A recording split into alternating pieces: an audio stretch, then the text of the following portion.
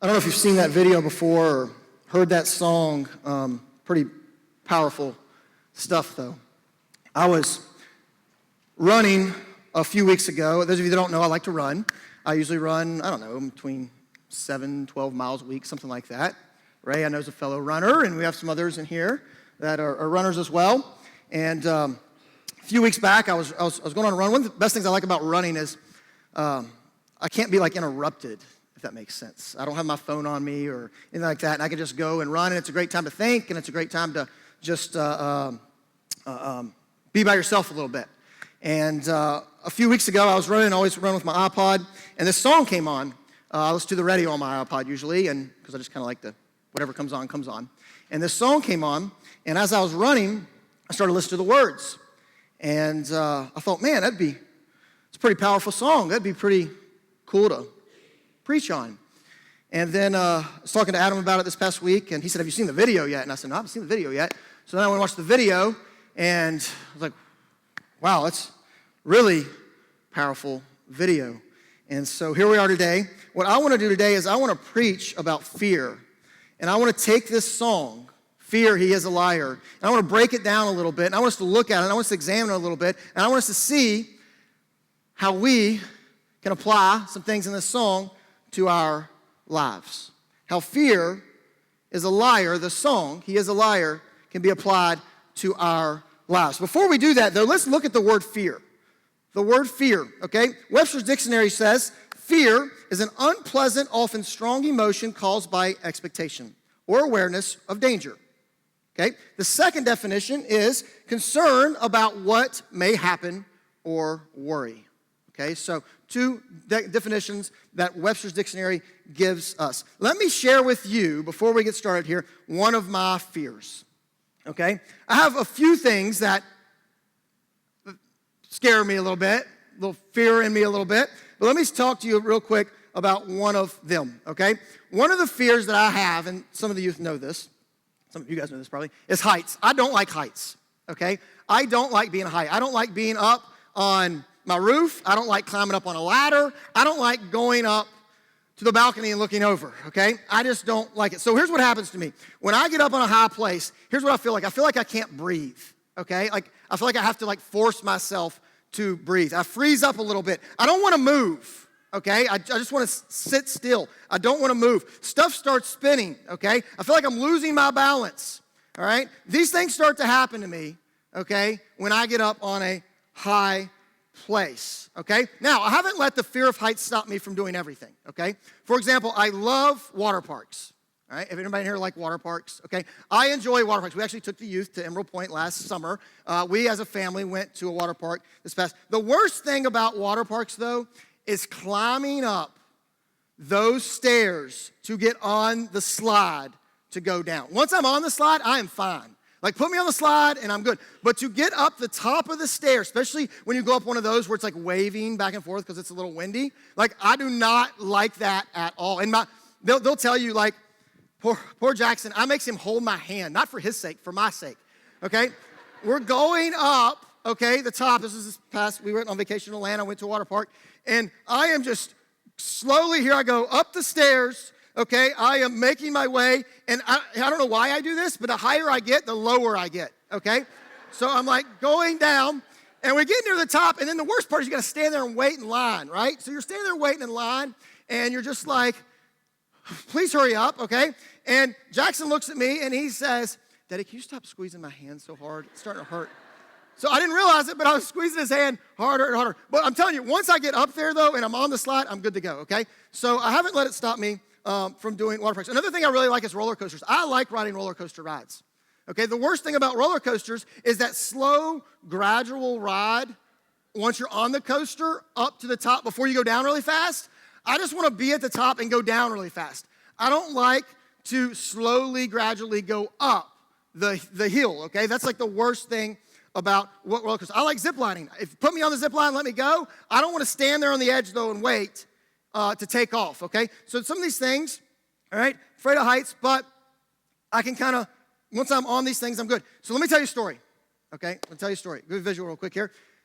About 5 years ago, I took the soccer team at Salem High School to the Whitewater Center in Charlotte, North Carolina. Okay, if you haven't been there, it's a really cool place. You should go there, check it out. It's got whitewater rafting, it's got bicycling, it's got zip lining, it's got different courses. And one thing it has is a high ropes course, okay? So we're at this place, we're having fun, we're enjoying ourselves. We've gone whitewater rafting, it was a blast. We've done some other things, it was a lot of fun. And then one of the girls looks at me and says, hey, coach, let's go on the high ropes course. And I said, yeah, let's go do it. Now, knowing what you know about me, all right, is that a good idea? That's a bad idea, okay? But I was just so caught up in the moment, right? And everybody's doing it, and we're doing all this stuff. We're like, yeah, let's go do that. That sounds like a lot of fun. So we get over there and we go to the high ropes course, okay? Let me show you how this ropes course worked here. There was like a line and like some planks to walk on, okay? And you start off on the land, and then you make your way across, and about right here in the middle of the ropes course is this huge tree. I mean, a gigantic tree. I need a tree. Logan, you'd be a good tree. Come here. All right, so you stand right here. Be a tree, okay? Come on up here. So this is how this course works. So he's going to stand here, and there's this tree right here. Right, be a tree. That's perfect, all right? All right. So you got the course, and it goes through, and then when you get to the tree, it takes a left, and you go off the course, okay? Now, below the tree is like the farthest distance to the ground. Okay, and you don't know how high it is till you actually get there on the tree. So here I go. Okay, everybody's like, yeah, all right, let's do this, okay? So I get harnessed in, which I don't really know why they have one harness that's it. That's all you have, right? So if that, in my head right away, if that malfunctions, I'm done, okay? So you have this thing, and you're walking on this wire. You're walking on these planks, and I start to make my way across. That's not too bad, because I'm just leaving the ground, so I'm not too high yet. So as I make my way across, I get about 3/4 of the way there, and then something happens. You know what I did? What did I do? I looked down. That was stupid. Okay? So first mistake was getting on the ropes course, knowing what you know. Second mistake, I looked down. So my head goes off the planks, which I was focused on. I was focused on the planks and the wire, and it went towards the ground. And when I looked down to the ground, it looked like a mile. It wasn't that far, but it looked forever long. And right then, at that point, guess what starts happening? I start to not be able to breathe. I feel like I can't breathe. I start to freeze up. I don't want to move. All this stuff starts to like go through my head as I'm standing, and I'm 3/4 away from this big tree. So I'm trying the best I can to focus, but I'm starting to shake a little bit. And I make my way, and I get to the tree, and guess what I do? Oh, yeah. I grab on to the tree like I've never grabbed onto a tree before, okay? The tree didn't grab onto me. I wish it would. So I'm sitting here. I'm grabbing onto this tree. I made another mistake. What did I stop doing? I stopped moving, and that was a bad idea. So now it's me stuck at this tree, grabbed onto with all my might. I mean, I'm like putting claws in this tree, and I start to look down again. I'm like, oh my gosh, that's so far. I can't breathe. Stuff starts to go through my head. I felt like I was there for an hour. It wasn't. It was probably like 5 minutes or 3 minutes. I felt like there was forever. And I started thinking, maybe they could come and get me. Maybe somebody can rescue me, because I don't want to go off the tree and go down the rest of the ropes course. And so I'm like, that's a dumb idea. They can't come out and get me, because I'm still going to have to go off. Okay, so they ended up having to fly a helicopter. I'm just teasing, that didn't happen. So I'm stuck, okay, and all these things start to go through my head, okay, and while I'm holding on to the tree, I hear this voice, and I need, Ashley, come here. Come on. I know you don't want to, but come on. All right, so I hear this voice behind me, and it's one of my soccer players. It's a girl. Ashley, you come about, like, right here. And she's coming across, okay, yeah, that's good, right here. And she's coming across, okay, act like you're walking on a ropes course. All right, there you go. All right, good. All right, that's good. And I hear this voice, and it says, Coach. Say, Coach. Louder so they can hear you. Okay. And when I turn back and look, it's one of my soccer players. And when I look at her face, guess what? The same way I feel, I see that look in her eyes. Like, she's starting to tear up. She's starting to freak out as well. She's starting to shake a little bit. And I'm thinking to myself, sorry, you didn't know you'd get into this, man. So I'm thinking to myself, okay, I've got to hold it together here. Because if I lose it, this poor girl is going to lose it too. And then we're both going to be up here screaming and yelling and asking for help. And it's just going to be not good. She's going to be crying and all this stuff. So I look back and I say, hey, so-and-so, come on over. All right? So she comes, and then guess what she does? She grabs onto the tree. There you go, good. So now we're both on this tree, okay? So we're holding on, and I realize, okay, we've got to get off here, okay? And so I look at her and I say, okay, let's do this together. Let's do this together. I'll go first because I have to because of the wires. And then you follow, and we'll talk the whole way down. The whole way back, we're going to talk, okay? Got it? All right, so slowly but surely, we leave the tree, and we make our way on the ropes course, and we're talking the whole time. I don't know what I'm talking about. I don't know what I'm saying, but I'm just saying stuff to get, and we make our way. We get halfway there, and we finish it up. Thank you, guys, for helping. And we make our way. But here's the thing, like, I don't know if you noticed, but when I got in trouble was when my eyes went off. Like, my focus was not on the planks anymore. My focus was not on the wire anymore. And my focus shifted elsewhere, right? My focus shifted to the ground. And I'm guessing that the poor little girl that was behind me, that started to happen to her the same way. When her focus was on something else, okay, when her focus was on what she was supposed to be doing, it was fine. But when she went off of it, she started to lose it a little bit. And I don't know if you noticed too, when I went off the tree, what did my focus shift back to? It went away from how high I was up, and it went back to making sure we were going to make it off alive, okay? It went back to making sure, what could we do to get off this thing? And I think so many times in life, that's the way our life goes, right? Our focus is on God and things, we're moving along. We're going through life, ups, downs, all of it. Our focus is there. And then the second we take our eyes off God, the second we lose focus on Him, things start to spin. It starts to get a little scary, right? So just kind of keep that in mind as we move through this message today. Where's your focus at? If it's on God, usually, we let Him take us through things. If we lose that focus, that's when things start to spin and get a little crazy. But we did survive the rope course. Now, do you think one little thing. When I was on the tree, I made a promise to myself. I promised myself that I would never get on a high ropes course again. This was 5 years ago. Do you think I've gotten on one since? Heck no. I haven't got anywhere near a high ropes course again. And here's the thing. I had nightmares for weeks after this. Kelly can tell you, I would wake up in the night, sit up in bed. I thought I was on a ropes course again. I was going to fall down or something. For like 2-3 weeks after this, I would have dreams about being up on this ropes course and falling down and things like that. So no, I have not gotten on a ropes course again. Don't plan on getting on one. So don't ask me to get on a high ropes course because I can't, okay? I'll never put myself in that situation again. Did I overcome? I thought I was like overcoming my fear. Heck no, I didn't overcome anything. I just survived off the ropes course. Let's look now. You may not feel that way about heights, but you may feel that way about some other things, okay? So let's look at that real quick. Let's look at Americans fear the most. The top 12 list that Americans fear the most, okay? So you may get these same feelings, maybe not about heights, but about something else. Number 12, and I'm just going to read these out to you. Number 12 is the dark, all right? I'm not afraid of the dark. Some of you may be afraid of the dark. Some of you who's afraid? Anybody afraid of the dark? Want to admit it? All right?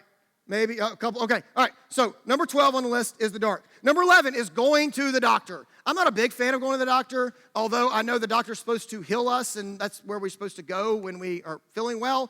But for some reason, some people just don't like going to the doctor. And some people are terrified of going to the doctor. Number 10 is thunder and lightning. Anybody afraid of thunder and lightning? Okay, we got a couple. Okay, good. So sometimes, and I coached a girl one time, and thunder and lightning outside, she would freak out. And she'd start crying, and she just didn't like it at all. So she had those same feelings maybe. Number 9 is dogs, all right? I'm not afraid of dogs. I don't necessarily like being around them because they make me sneeze because I'm allergic. But some people are terrified of dogs. Number 8 is flying on an airplane. I don't mind flying on an airplane. I'd rather not. But at least I would rather do that than get on a high ropes course because I don't have to move on an airplane. I can just kind of sit there, right? Okay? So flying on an airplane. Some people just don't want to do that. Number 7 is mice. Number 7 people fear is mice. I don't like mice. I don't like rats. They're just creepy to me. They're little and creepy and yucky, and I don't like them. Some people are terrified of mice. You may fall in there. Number 6, needles. Number 6 people afraid of is needles, okay? Some of you may be afraid of, I know some people that are terrified of needles, like pass out when they see them. Doesn't bother me, but it may bother you, and you may get those same sort of feelings. Some of you are shaking your heads now. Number 5 is spiders. So in top 5 list, what Americans are afraid of is spiders, okay? Spiders are little to me. I'll step on them. I'm not getting rid of them, but I'm not like terrified of them. Number 4, and some of you may fall into this, being in a closed space. like being in a closed space. And some of you are shaking your heads. Who are afraid, like, of being in a really tight space, okay? So that's the number 4 on the list. Here we are, top three things that Americans fear. Number 3 is heights. We already talked about that. Number 2 is public speaking, all right? Public speaking. Oh, we got hands going up. I didn't even have to ask. Public speaking is I don't mind, but some of you would be terrified. You want to come up? No, okay. All right. So, and the number 1 thing Americans are most afraid of, you want to take a guess? It is. It's snakes. I don't want any part of snake. I don't want any part. So snakes is the number 1 thing that Americans fear the most. Now, turn to the person beside you and you tell that person what you're afraid of, what kind of object, what kind of thing you're afraid of the most, okay? Go ahead and do that real quick. It may have been on the list. It may not have been on the list. It may have been, it may not have been. All right?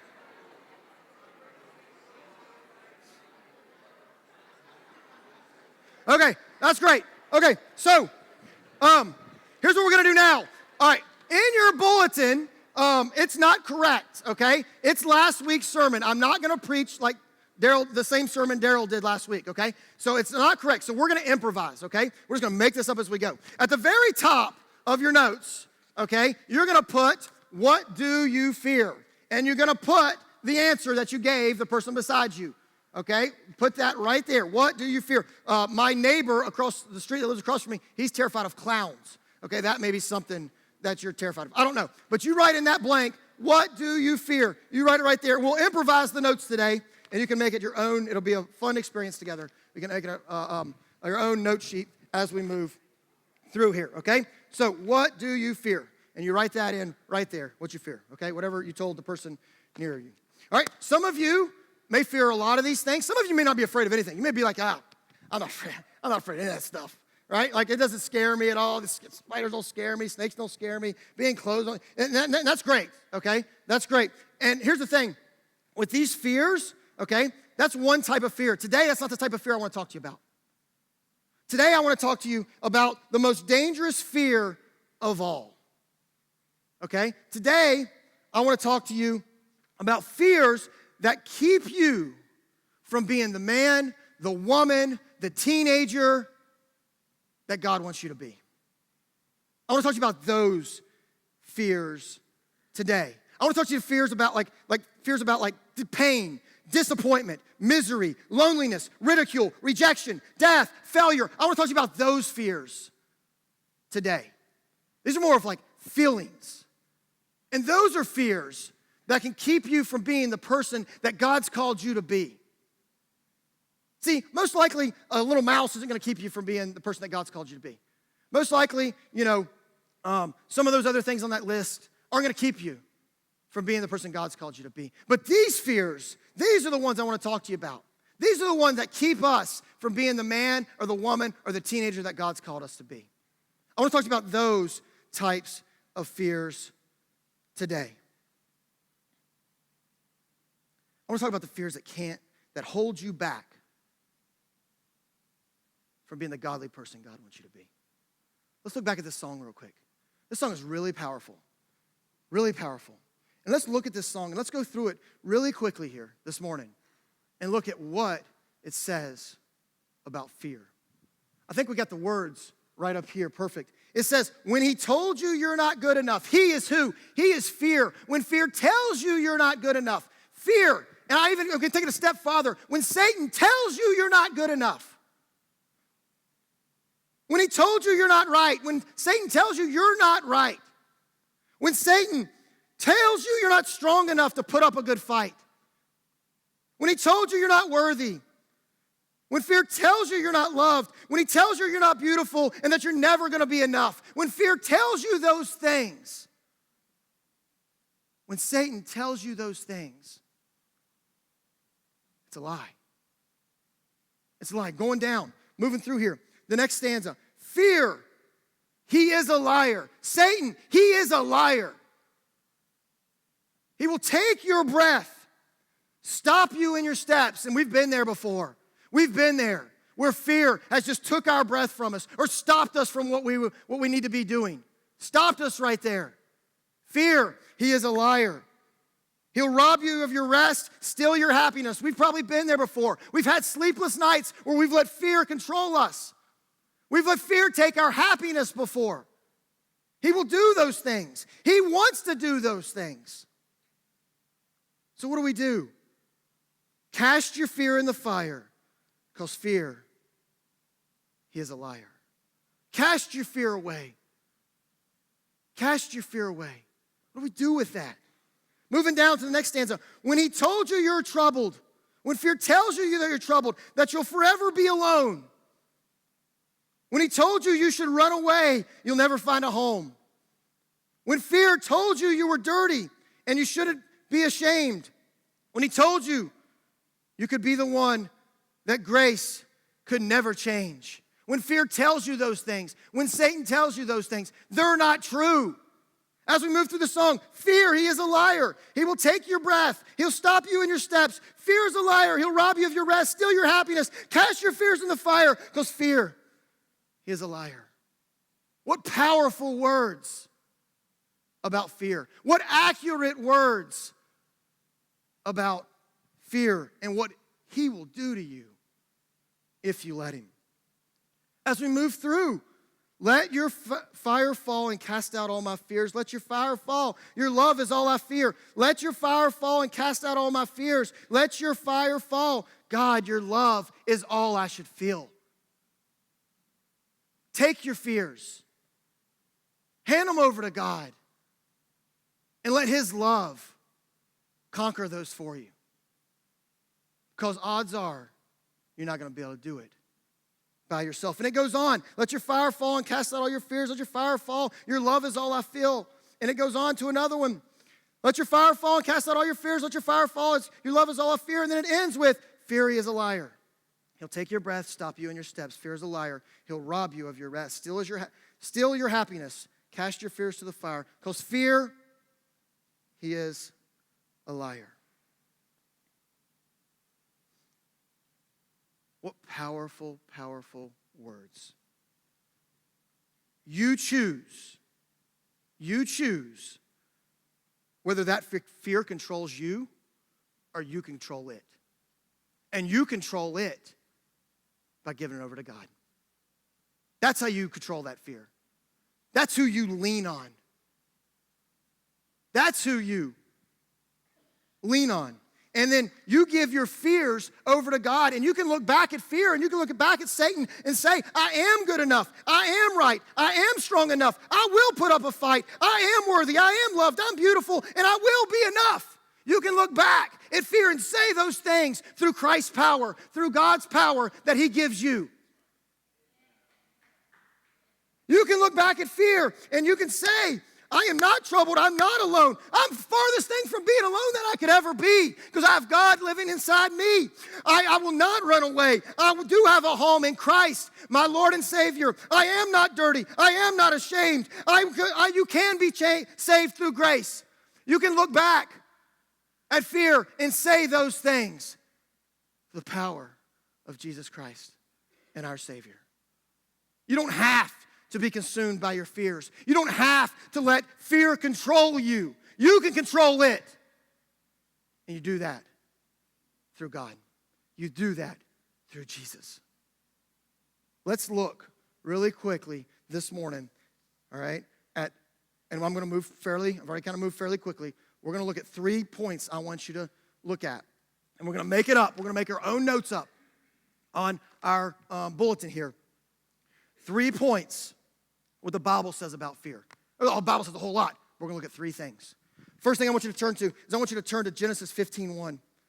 15:1. All right, we can put this note when I give it to you. You can just, where it says, come and see the man underneath John, you can just put 1 right here. We'll just write in that blank right there. All right, we'll make up our own thing here. All right, 1 right there. 15:1. This is God talking to Abraham. Genesis 15:1. After this, the word of the Lord came to Abram in a vision. Do not be afraid, Abram. I am your shield, your very great reward. Number 1 in your notes. We overcome our fear by letting God be our shield. See, I think God's saying the same thing to us today that he said to Abraham many, many, many years ago. He's saying, let me be your shield. Abraham, let me be your shield. Well, today he says to us, let me be your shield. Are you letting God be your shield in your life? Are you letting God protect you and be your shield? Or are you not? Number one thing in your notes is we overcome our fear by letting God be our shield. Let God be your shield. Let God protect you. Life's going to throw all kinds of different things at you. Let God be that shield for you. He wants to be. He desires to be. But he lets you choose if you're going to let him be that or not. Number two in your notes. All right, let's look at Isaiah 41:10. Isaiah 41:10.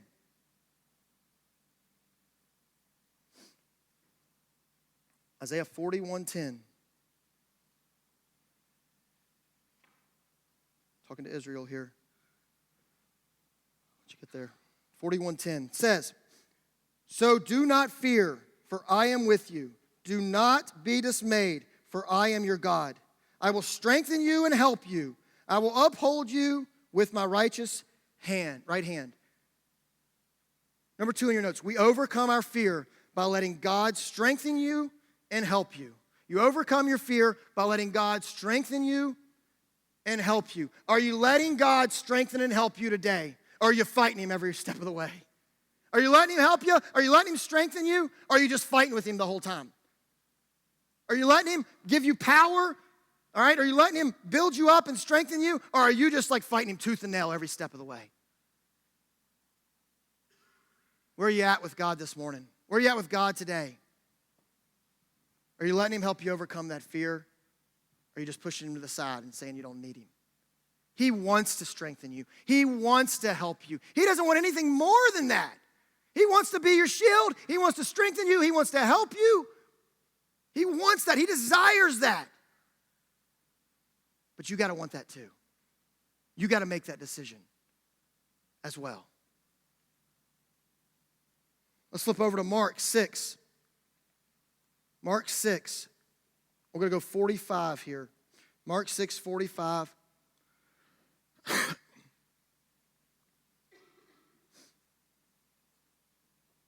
Mark 6:45. It says, immediately Jesus made his disciples get into the boat and go on ahead of him to Bethsaida while he dismissed the crowd. So, Jesus is here with his disciples.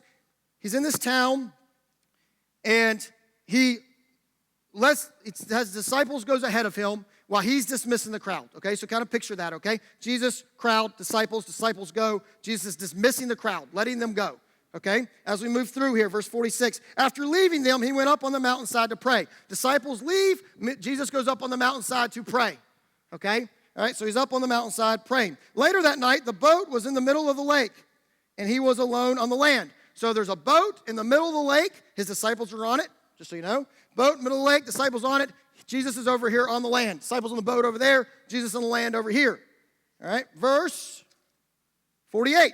He saw the disciples straining at the oars because the wind was against them. So the disciples are in the boat straining. Okay, I'll get over here where the disciples are. Here we go. They are straining. All right, they are working because the wind's blowing against them. Wind's blowing against them. So the disciples are working those oars. Shortly before dawn, he went out to them walking on the lake. Yeah, don't you like that? Jesus didn't get in the water and do a backstroke or freestyle across the lake. He's Jesus. He just walks on it, right? So Jesus, before dawn, just walks on the water, all right? Before dawn, walking on the lake water, okay? But when he was about to pass them. So he gets close. Jesus is about to pass them, okay? Walking on the lake, all right? It's kind of cool how he just walks on the lake, all right? But when they saw him walking on the lake, they thought he was a ghost. They cried out because they all saw him and were terrified. So they're doing the oar thing over here, straight against the water, and all of a sudden they look, Jesus is getting close, and there he is, and they freak out, right? They're terrified. They're like, it says, they are, where's it at? I lost it. They cried out. They were terrified, okay? So they were terrified. So they're like freaking out. They're like, we got to get out. I mean, who knows what's going on? They're like, there's a ghost, there's a ghost. They're like going crazy, maybe pushing people out of the boat. Who knows what's going on, right? But they're like frantic, okay? And then Jesus over here on the lake, standing here, all right, knows and probably immediately, okay, I like how it says immediately, because Jesus is probably like, you guys, what is... Again, here we go, right? So Jesus says, immediately he spoke to them and said, take courage, it is I, don't be afraid. Then he climbed into the boat with them and the wind died down. They were completely amazed, okay? So Jesus is like, guys, I don't know what I'm gonna do with you guys. Take courage, I'm here, all right? Don't be afraid. And then Jesus, like Jesus would do, he just walks over and sits down in the boat with them, all right? So that's what Jesus does there. Here's the thing. Jesus gets in the boat with them and they're okay. Everything calms down. Jesus is saying the same thing to us today. Whatever fears you have, he's saying the same thing. He is saying to you today, take courage, it is I, don't be afraid. And then he wants to sit in the boat with you. He wants to go through all the ups and downs and lefts and rights and backwards and everywhere else you're gonna go in life. He wants to be right there with you in your boat.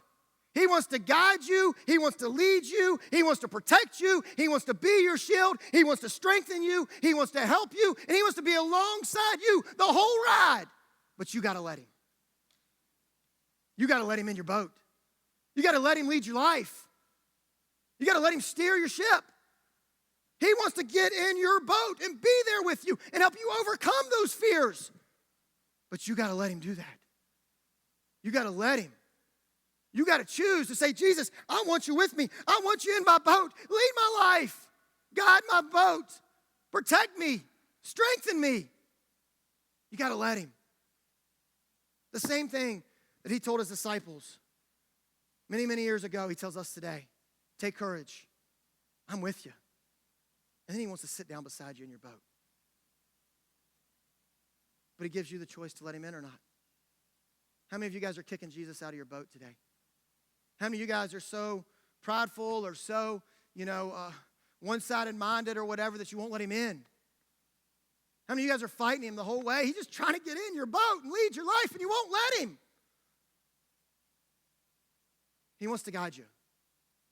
See, he wants you to be the man or the woman or the teenager or the student that he has designed you to be. And you can't be that without him. You can't be that without him in your boat. Last point, John 16:33. John 16:33.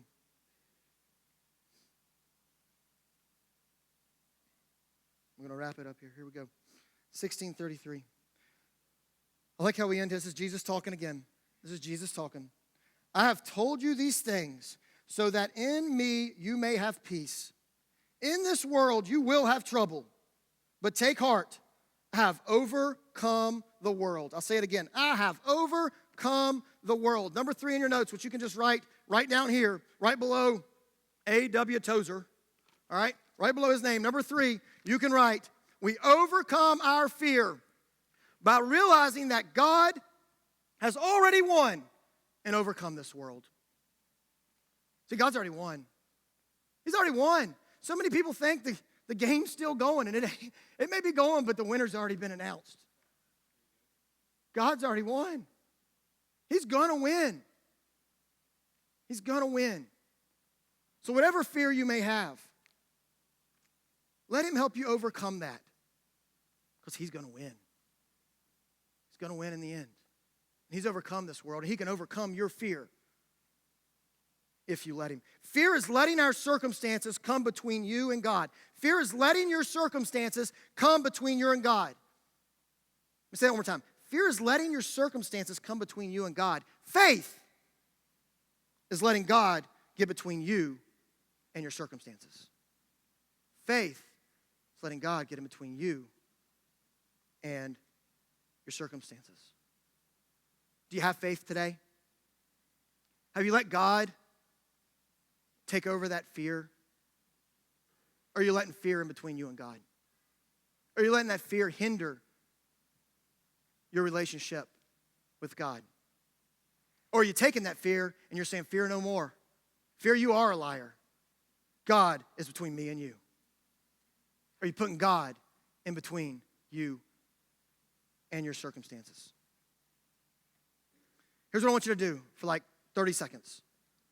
I want you to examine your heart, your life. I want you to examine it. And whatever fear you have that you can't let go, that's keeping you from being the person God's called you to be, I want you to let it go.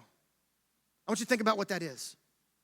I want you today to look at Satan straight in the eyes and say, Satan, no, you will not let this fear stand in my way anymore. You will not let this fear hold me back from being the person God's called me to be anymore. You won't let it hold me back. And I want you to give it over to God today. I want you to release it today. I want you to let that fear, and maybe it's pain, maybe it's disappointment, maybe it's misery, maybe it's loneliness, ridicule, rejection, death, failure, or maybe it's something else I haven't named. But whatever it is, I want you to look at Satan today and say, no, you're not in charge. God is.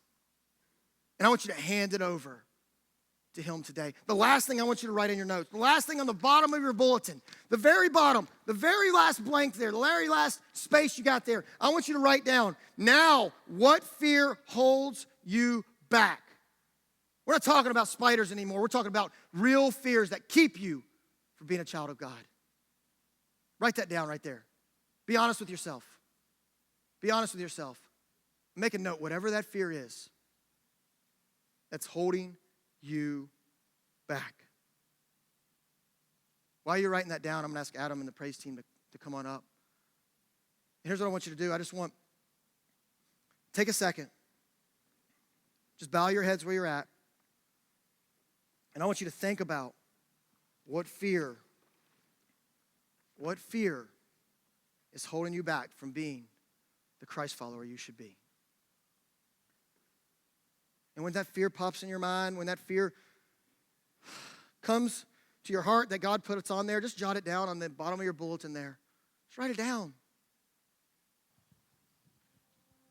You don't have to let that fear control you anymore. You don't have to be a slave to that fear any longer, anymore. God doesn't want you to be a slave to that fear anymore, any longer. He doesn't want that for your life. He doesn't want that fear to hold you back to being the person he's called you to be. You know that God instructs us in various ways, hundreds of times in the Bible, to fear not. Hundreds of times, not just a couple times, but hundreds of times God instructs us to fear not. He does this because he knew we would struggle with this. He knew we would wrestle with this. He knew that fear is a basic human emotion. What do you do with that fear? Do you let it cause you to lose your hope, frustrate you, anger you? Do you let that fear conquer you? Or do you look to God and put it in his hands and not let that fear get in the way of being the person God has called you to be? I'm going to pray. Here's what I want to encourage you to do. I want to encourage you today. Here's the altar call. I want you to bring that fear to this altar, and I want you to just give it over to God right here, right now. Don't leave this place being a slave to that fear any longer. Bring it forward. Give it to God. Say, God, I want you in control of this fear. I want you to be my shield. I want you to strengthen me. I want you to help me. I know you've already won. Bring it here today and turn it over to him. Turn it over to him.